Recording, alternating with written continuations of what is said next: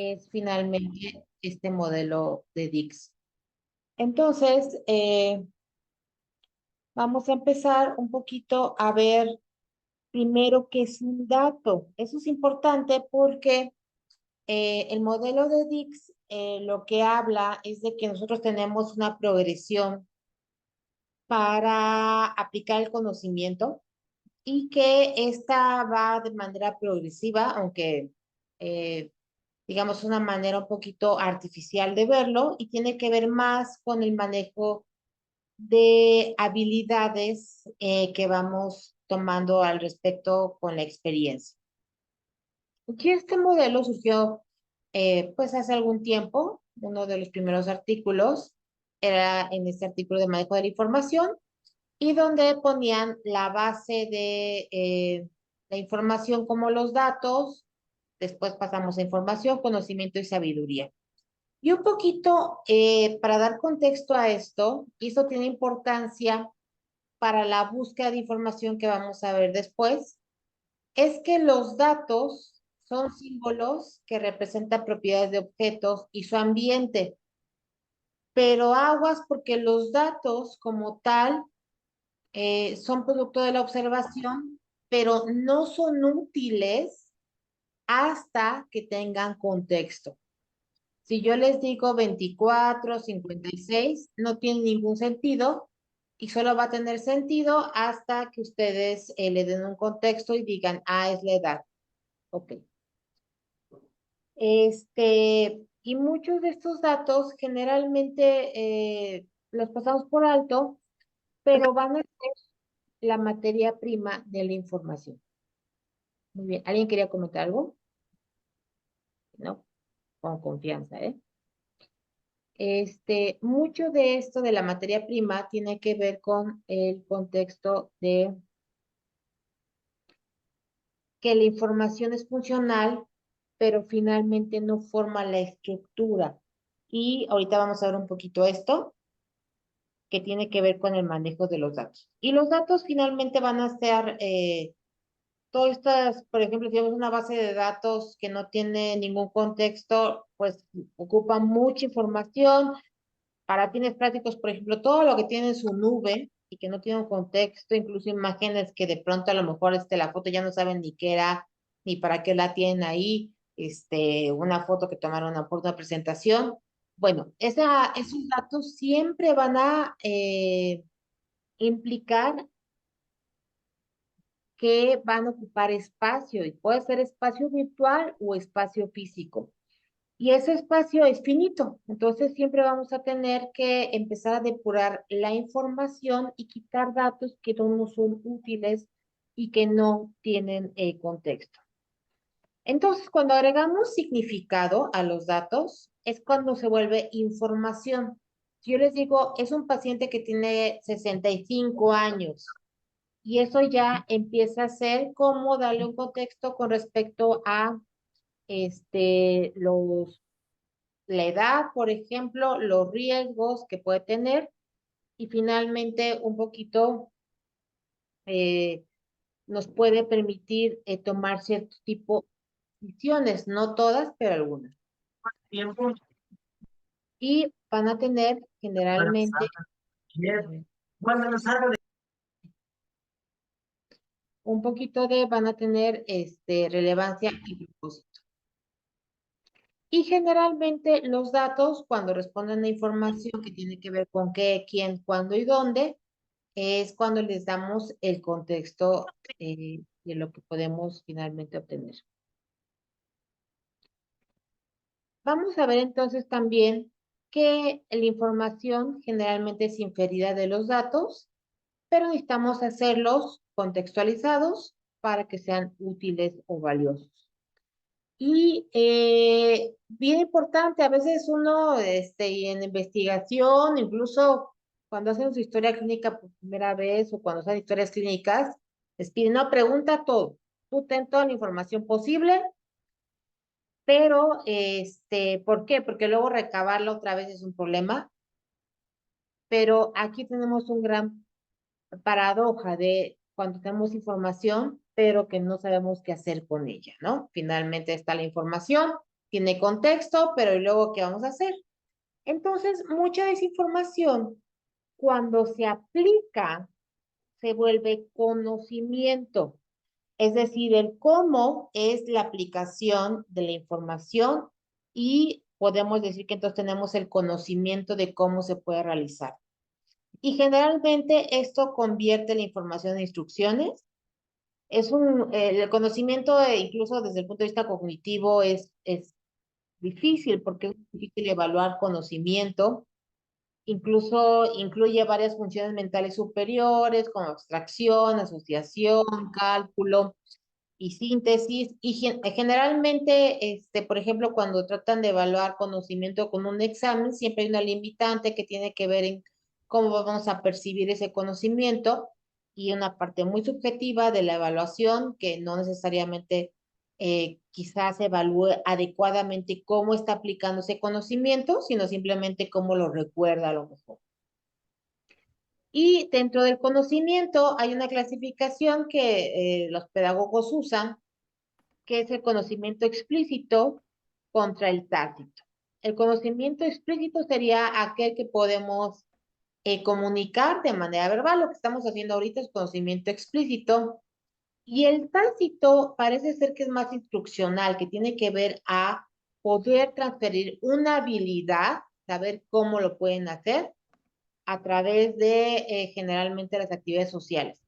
Aquí, por ejemplo, el conocimiento explícito sería que se aprendan los criterios diagnósticos del DSM-5 y el conocimiento tácito es enseñar entrevista clínica a un residente de menor grado.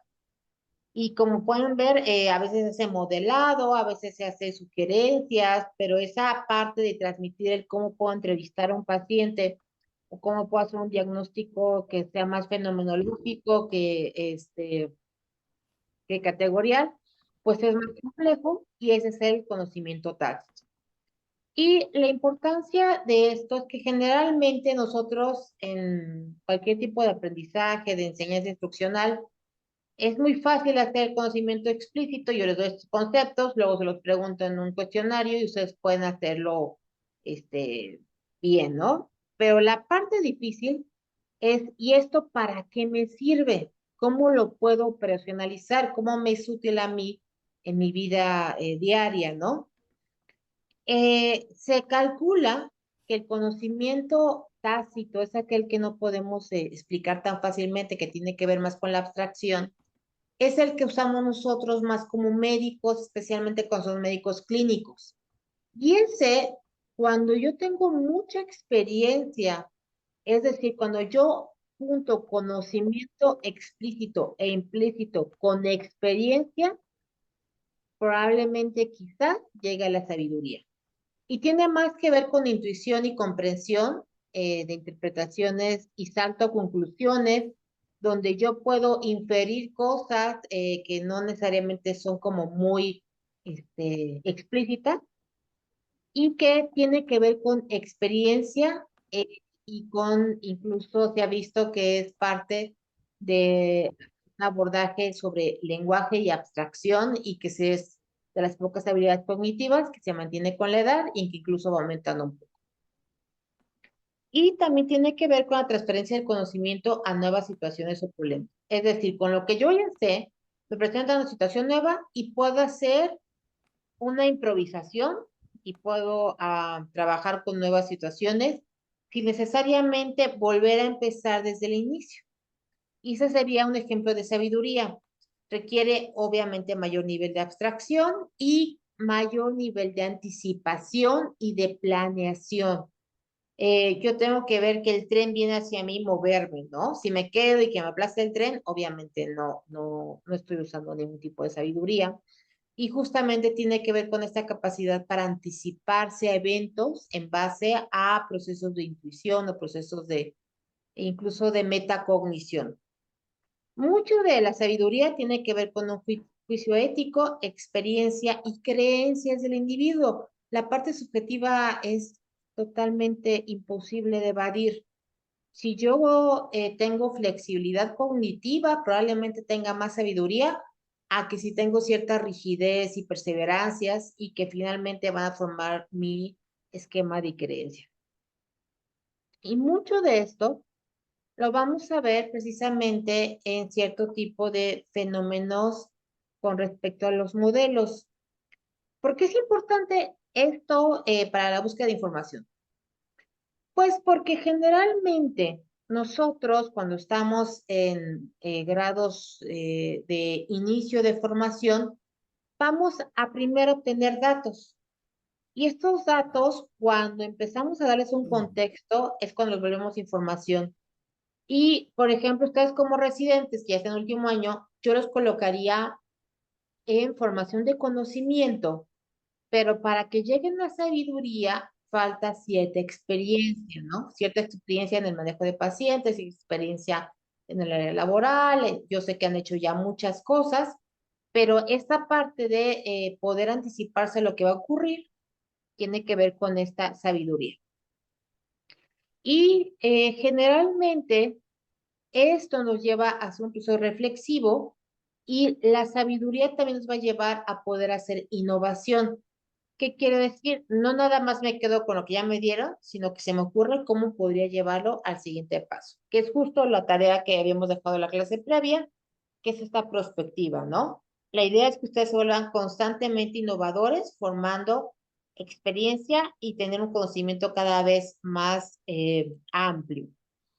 Y generalmente esto va a darle mayor significado a sus conocimientos y más valor. Cada vez vamos a tener un conocimiento más significativo y con significativo se refiere más bien a una formación de redes de conocimiento. Esto viene de la teoría pluralista de conocimiento, de cómo voy formando el conocimiento y que volverlo significativo quiere decir que yo lo pueda aplicar a otras áreas. Entonces, lo que vamos a ver ahorita es un poquito la idea de que ustedes puedan buscar la información siempre en 10, en 15 y en 20 años y que puedan hacer cada vez este paso constante de datos, información, conocimiento y finalmente sabiduría. Ahora, este es un espectro continuo, pero la idea es que estamos, la verdad, simplificando un proceso que es muy complejo. Generalmente, mucho de la formación de manejo de conocimiento es una habilidad humana, por lo que hablábamos de niveles de abstracción y niveles de eh, funciones mentales superiores que no necesariamente manejan las computadoras. Generalmente las computadoras van a manejar datos nada más. La realidad no es lineal, eso sí. O sea, yo pues, de pronto puedo tener personas que a lo mejor no tengan tanta experiencia, pero tengan cierto grado de sabiduría. Generalmente la realidad no es tan sencilla, es más compleja. No es tan fácil saber cuándo alguien tiene solo datos o que ya pasa a tener un contexto y sobre conocimiento. Y yo creo que la parte más difícil de evaluar es pasar de conocimiento a sabiduría. Yo creo que la parte de información es relativamente fácil de evaluar porque es simplemente hacerles un cuestionario y preguntarle, ¿esta información la tienes, sí o no? Pero los conocimientos es algo bastante complejo. Y esto implica que pareciera que tuviéramos que pasar por todos los pasos de datos, información, conocimiento, pero eso no es necesariamente cierto. Y que hay muchos falta de consenso y que finalmente para lo que algunos puede ser conocimiento, para otros puede ser solo información y así. Es decir, si por ejemplo la información que ustedes tienen sobre clasificación diagnóstica se las presentan a un residente de primer año, para ellos es en ese momento algo así como muy abrumador y es mucho conocimiento que no pueden abordar todavía, pero ustedes, para ustedes ya es solamente información y se van a la parte más fina, que sería como ser diagnósticos diferenciales, agregar factores subjetivos de su evaluación, de su entrevista, y es de allí de que puede variar un poquito dependiendo del contexto que van a tener. ¿Y por qué es importante esto? Porque vamos a hacer algo que se llama alfabetización informacional. ¿Cómo manejan la información?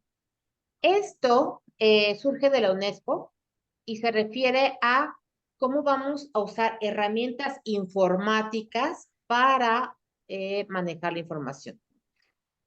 La base es que ustedes siempre van a tener una necesidad de aprender a aprender, que tienen que estar en constante formación, como cualquier médico. Generalmente la información está digitalizada.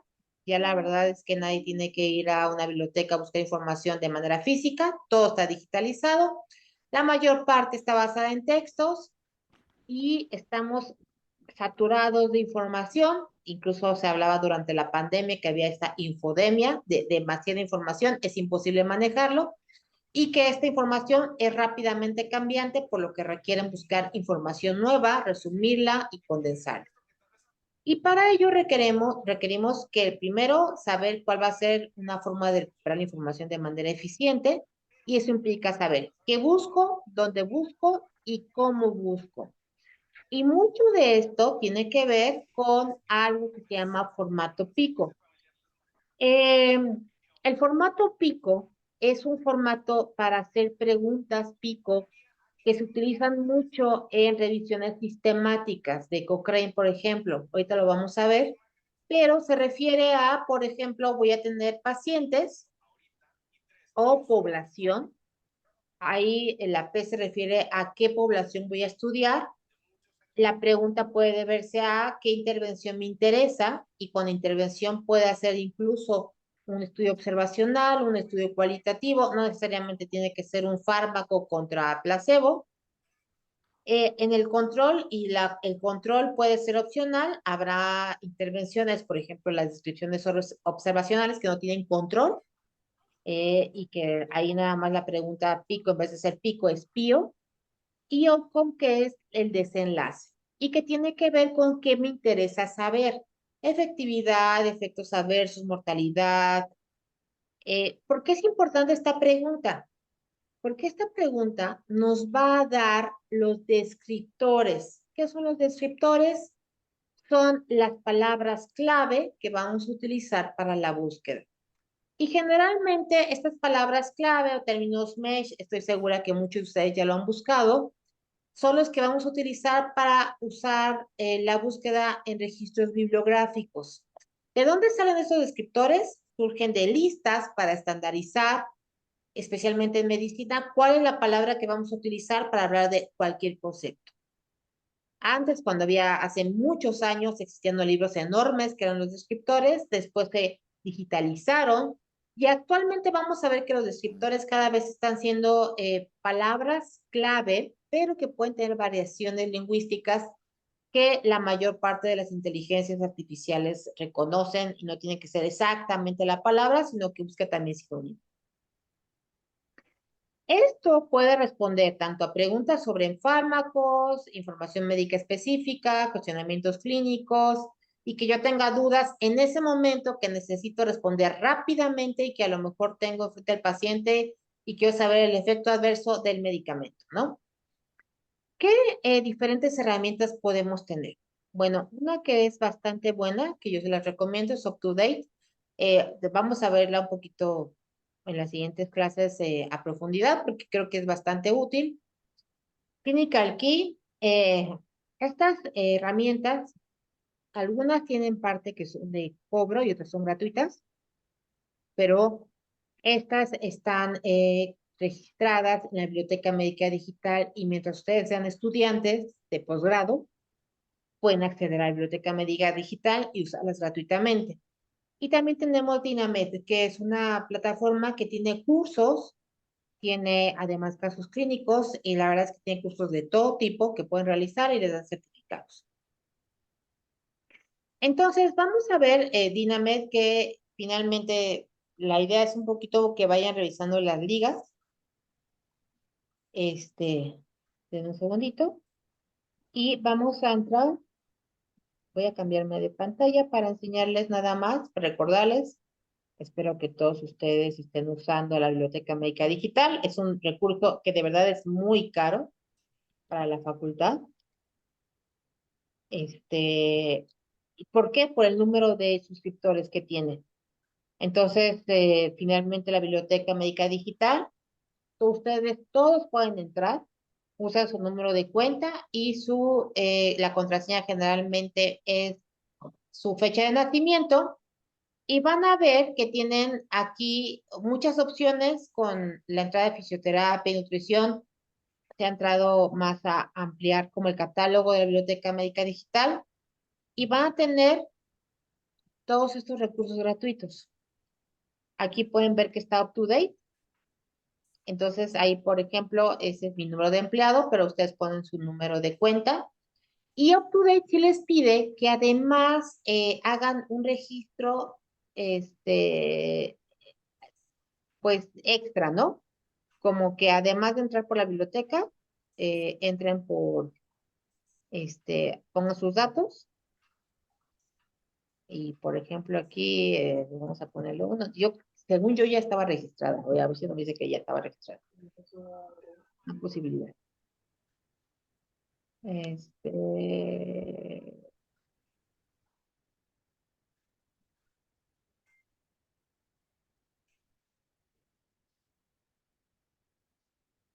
¿Cuál es el código? Creo que está en el correo. Estoy casi seguro. Bueno, ustedes lo llenan. Ay, creo que es este.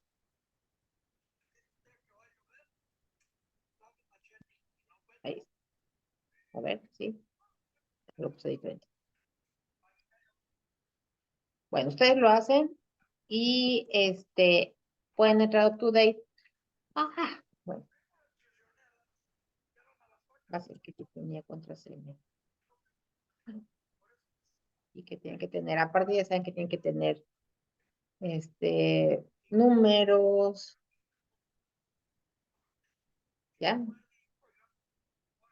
Bueno, pues ahorita checo mi correo, a ver si ya envió esto y mucho de las herramientas que tenemos en línea, ok, o sea, en lo que llega el spam, eso lo pueden hacer ustedes también. Bueno, vamos a ver el tiempo que llegue. Pueden ver calculadoras, interacciones de fármacos y está muy padre porque pueden buscar calculadoras y poner los fármacos y desaparecen interacciones. Vamos a regresarnos un poquito a la Biblioteca Médica Digital, en que llega el correo de activación, y vamos a entrar también a lo que les decía de Dinamed. Y en Dinamed lo que tenemos también es por especialidades Sí, un rato sí. y vamos a tener también alertas, interacciones y aquí pueden agregar incluso cualquier fármaco que estén dando y agregarlo a digamos, si tiene alguna duda sobre cómo se pueden dar o las interacciones, por ejemplo, voy a poner nada más junto con la descripción y pueden revisarlo también.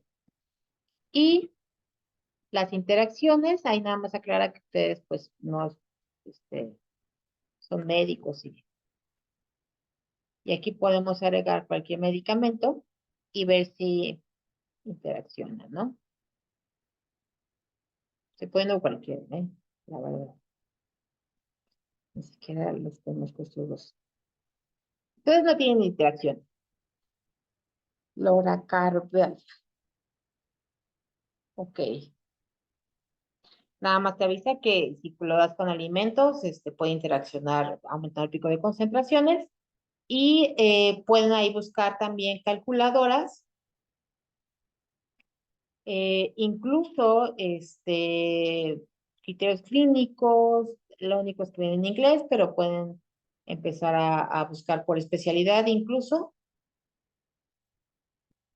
Por ejemplo, en psiquiatría tenemos escalas de toxicidad, no sé, criterios clínicos, escalas de depresión de Edimburgo, de Epworth para somnolencia diurna, depresión geriátrica para el escáner, el MoCA, riesgo para opioides y, por ejemplo, trastorno de estrés postraumático, ¿no?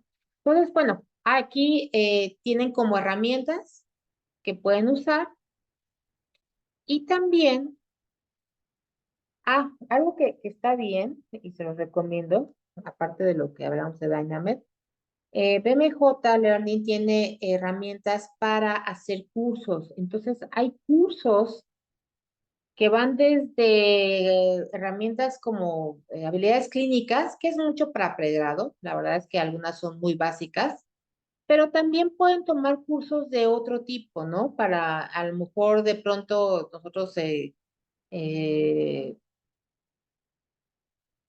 aquí, por ejemplo, hay manejo de bulimia nerviosa en primer nivel, correcciones, y uno puede hacer estos cursos. Por ejemplo, si de pronto les dicen, ah, pues yo me quiero actualizar en diabetes, que vamos a ver muchos diabéticos, pero es algo que no uso tanto, y aquí pueden tomarlos y la verdad es que viene bastante bien porque pueden ir ustedes automodulando qué tanto quieren tomarlo, ¿no? Y Clinical Key, que yo creo que ustedes ya conocen perfectamente, o deben de conocer, es de las que tiene, el Sevier tiene la mayor grupo de revistas en general, pero además de las revistas, tiene guías clínicas. Entonces, las guías clínicas está bonito porque vienen en español. Pueden incluso revisarlas y viene también información para pacientes, que es especialmente útil, yo lo muevo para acá, porque lo que ayuda un poquito, también tiene calculadoras clínicas y pueden buscar aquí, por ejemplo, asma. Entonces, incluso aquí les va a aparecer educación para el paciente y este está bonito porque ustedes, por ejemplo, pueden ver un paciente con depresión y a veces la consulta no da tiempo de que ustedes les den toda la información y eh, pueden incluso, esta es por ejemplo la última actualización del 2017, también está un poquito, este, como darle tiempo a que se actualice y, ay, no sé, me abre, qué raro, será que, a ver, por alguna razón no se abre, pero generalmente aquí aparece el PDF y se puede descargar e imprimírselo a los pacientes, ¿no? Vamos a ver si hay algo que se abra. Está raro.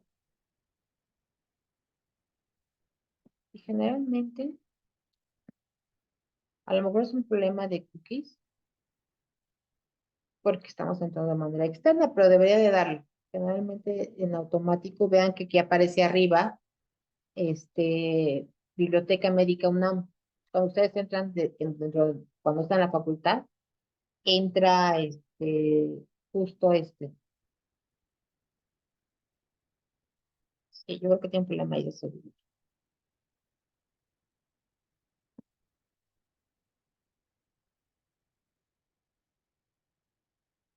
Eso sí lo sé, fijan.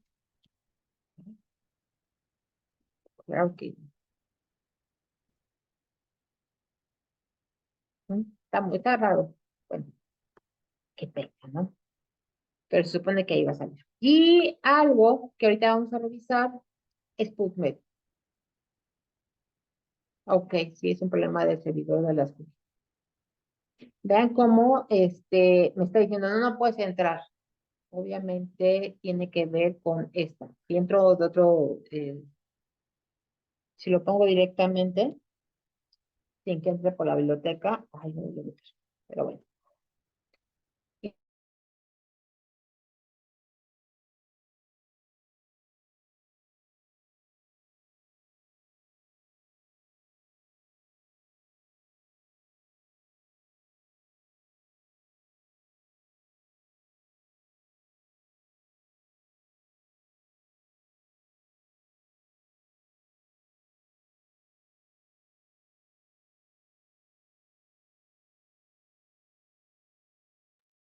Doctora, ya no se escucha nada. Ya está. Les decía que tuvimos un problema porque como que el sistema no dejaba entrar. Entonces, les decía que en PubMed lo que podemos usar son los términos mesh y aquí podemos buscar palabras específicas y que sería como la parte de descriptores. Y poner límites. Lo vamos a ver después un poquito más, porque PubMed es muy importante para ustedes si están buscando artículos, pero si yo tengo una pregunta basada en preguntas pico, se puede responder finalmente con revisiones sistemáticas, ¿no? Que es generalmente el nivel más alto. Y muchos de estos filtros los vamos a revisar, no se preocupen, yo nada más quiero que tengan ahí presente que puedan entrar a estos. Yo ahí tengo un problema ahí con el IP, pero que por eso de pronto como que no se descarga bien. Pero ustedes pueden entrar con su cuenta y muchos de estos recursos son de paga, pero la UNAM los tiene suscritos. Y regresamos entonces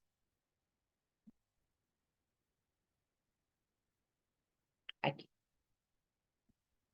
que es ya que tengo la búsqueda de información y para nosotros va a ser especialmente útil que busquen la información en la Biblioteca Médica Digital. O sea, ya sé que les queda como 6 meses nada más, pero si hacen un posgrado o esto, también van a poder seguir usándola. Y las bases de datos, finalmente, vamos a utilizar diferentes estrategias de búsqueda. ¿Y cuáles van a ser las estrategias de búsqueda? Ya vimos que tenemos bibliotecas médica digital, que tenemos un montón de recursos y hasta nos podemos saturar de tantos recursos. Y la verdad es que cada vez más yo creo que vamos a no necesitar operadores booleanos, pero es importante que los conozcan, porque cuando ya tenemos las palabras clave que vamos a buscar, por ejemplo, si mi pregunta pico es cuál es el efecto de la motrigina en pacientes bipolares tipo 2, y entonces imagínense la pregunta pico es pacientes bipolares tipo 2, la I de intervención es la motrigina, la C podría ser otro medicamento o placebo, y la O va a ser efectividad. Entonces yo ya estoy formando que mis palabras clave van a ser paciente bipolar 2, la motrigina y efectividad. ¿Y cómo podría ser mejor la búsqueda? Si yo pongo and o y, quiere decir que va a buscar solo los artículos que tengan la motrigina y pacientes con trastorno bipolar. Si yo pongo or, me va a mostrar todos los artículos que tengan que ver con la motrigina o pacientes bipolares. Y si yo pongo not, me va a quitar alguno de los descriptores. Si yo pongo pacientes bipolares, not la motrigina, quiere decir que no se mencione o que no trate de la motrigina ese artículo. Esto es especialmente importante cuando yo quiero quitar, por ejemplo, población pediátrica. Hijo, quiero ver cómo va la interacción, pero no quiero niños. Ok, entonces ponemos not children, por ejemplo. ¿Cuál se considera que es una búsqueda eficiente? Si yo me salen 15,000 artículos, mi búsqueda está mal. O sea, nadie va a leer 15,000 artículos y quiere decir que yo no estoy buscando lo que quiero realmente. Entonces, generalmente obtener 50, 100 artículos es un número adecuado y vamos a ver que en base a la pregunta, ¿cuál es el mayor nivel de evidencia que vamos a tener? Y mucho de esto es lo que les decía sobre que limita la búsqueda o la amplía siempre y no destruye. Si yo pongo comillas, busca la palabra exacta, ¿sí? Puedo utilizar también términos que se llaman de truncamiento. Es decir, si yo pongo asterisco, me va a poner, por ejemplo, pongo de pre, así nada más. Entonces me va a poner todas las palabras que empiecen con depre y que puedan seguir después, depresión, depresivo, deprimido, por ejemplo. Cuando no tengo claro el carácter de cómo se terminaría, podría, por ejemplo, poner mujeres de edad geriátrica, por ejemplo. Entonces pueden poner un signo de interrogación. Operadores de proximidad quiere decir que son similares, que va a buscar todos los términos que tengan que ver con eso, sería como buscar sinónimos. Y los vocabularios estrictos son los términos MESH y en español, cuando no tienen claro cómo se dice el término médico, lo buscamos en DESC. DESC es una herramienta de biblioteca en español portugués e inglés, que hace traducciones de términos médicos. Y lo permite de pronto, si no sé cómo se dice exactamente en inglés, generalmente aparece ahí, aunque no está tan amplio como los términos médicos. Y cuando yo tengo esto claro, lo que necesito es generalmente refinar la búsqueda y poner límites a mi búsqueda. Generalmente una de las búsquedas de mayor evidencia son las revisiones sistemáticas, es el nivel más alto de evidencia. Las revisiones sistemáticas quiere decir que tenemos una búsqueda que está sistematizada, que es confiable, que trata que tenga los menores sesgos, y la mayor biblioteca de revisiones sistemáticas es Cochrane. Cochrane es una organización sin fines de lucro que incluso tiene prohibido para los participantes tener interacciones con la farmacia, con la industria, para no tener sesgos precisamente de decir que un medicamento es muy bueno, pero porque le están pagando por eso, ¿no? Entonces, Cochrane lo que hace es revisiones sistemáticas y vamos a ver que en su biblioteca médica, en su biblioteca, utiliza mucho este método de preguntas pico. Ahorita lo revisamos rápidamente. PubMed lo que estaba mostrándoles un poquito es esta herramienta de búsqueda, es gratuita, independientemente, y una de las bibliotecas más grandes que tiene es de la Secretaría de Salud de Estados Unidos, y generalmente yo creo que va más allá de 99 millones de citas, y incluye también MedLife, revistas científicas y libros en línea. Y mucho se puede hacer con filtros y operadores booleanos. Entonces, vamos a ver rápidamente Biblioteca Médica Cochrane. Así me deja entrar, ahora sí. Ok. Entonces, estas son las revisiones Cochrane. Pueden buscar revisiones. Generalmente estas revisiones pueden ser incluso por ahí sí me dejo, por tema, puede ser por fecha, y pueden ver que incluso hay unas que están traducidas. Puede ser por pronóstico, diagnóstico y por temas. Aquí, por ejemplo, yo puedo buscar, me parece que estaba como salud mental.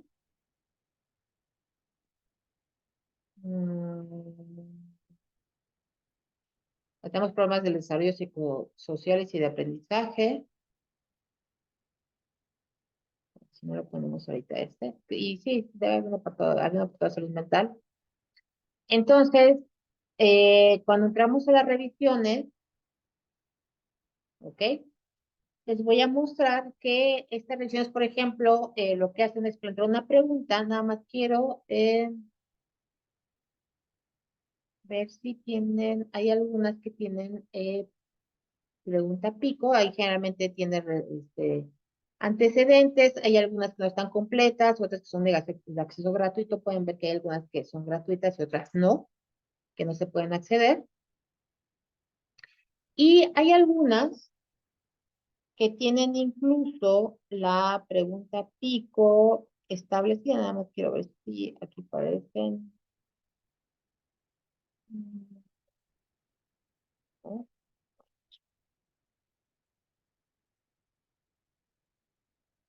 Creo que en esta sección no vienen con pregunta pico, pero lo que plantea la pregunta pico es cómo establecen ellos las palabras clave de su revisión y cómo realizan la revisión. Y lo que pueden tener es, generalmente las revisiones Cochrane son muy conservadoras en sus conclusiones.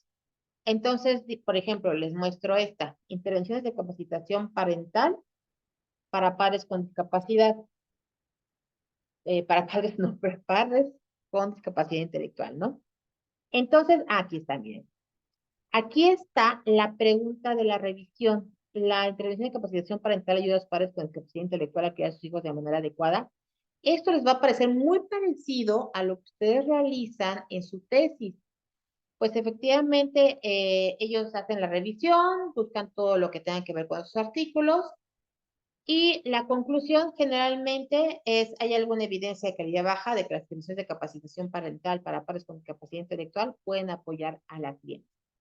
Y que también pueden ayudar a establecer buenas relaciones entre padres e hijos. Y si ya quieren ver, como esta es la parte como en lenguaje sencillo, que es generalmente para público en general, Esto lo vamos a revisar en otra clase, que es cómo se interpretan estas evidencias.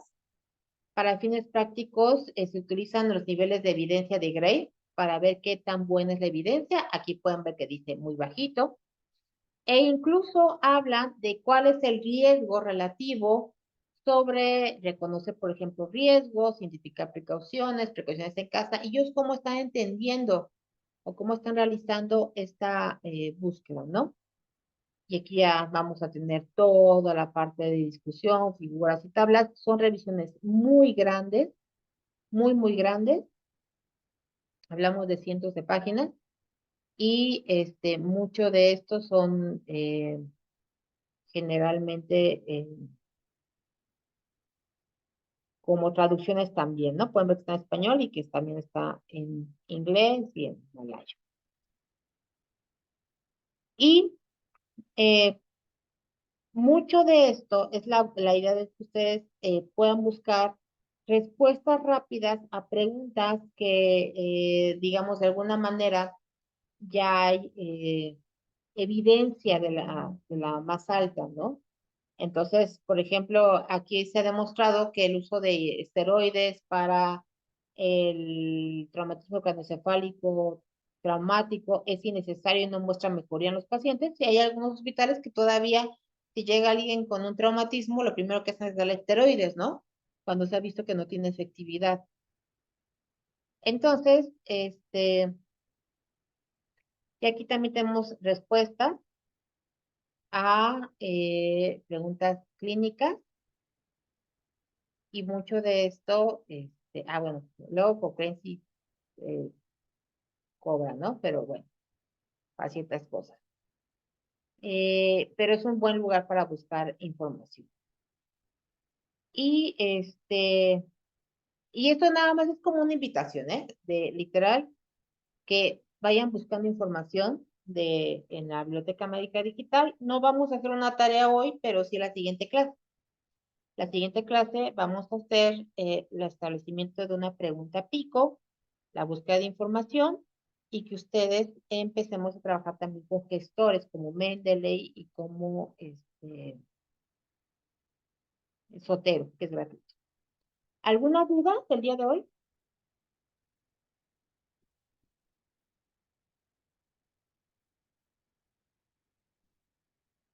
¿No? Bueno, que conste, vayan pensando en alguna pregunta pico,